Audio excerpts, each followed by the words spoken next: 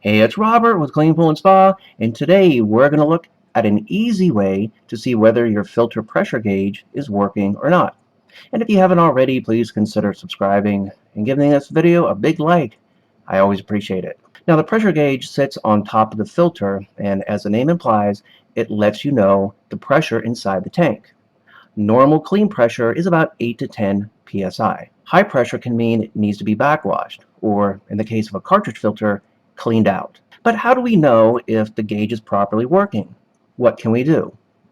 Well, you're in luck because it only takes about 5 seconds to check the PSI gauge on your filter. And it's really easy. And here's how we do it. First, we want our pump motor on. As we take a look at the gauge, we can see the black needle, and around the gauge are the numbers that indicate our pressure. Now we turn the pump motor back off, and as we do this, the needle should drop to 0. This one almost does. It's right at about 2 to 4 psi, which can indicate the gauge could be on its way out.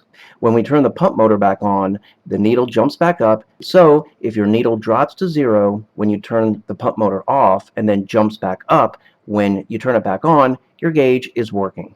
If the needle sticks at any point or doesn't drop to 0 like this one did, it might be time to get a new gauge. So there you go. Now you know a little bit more about your filter PSI gauge and how to easily test it to make sure that it's working. Thanks for watching.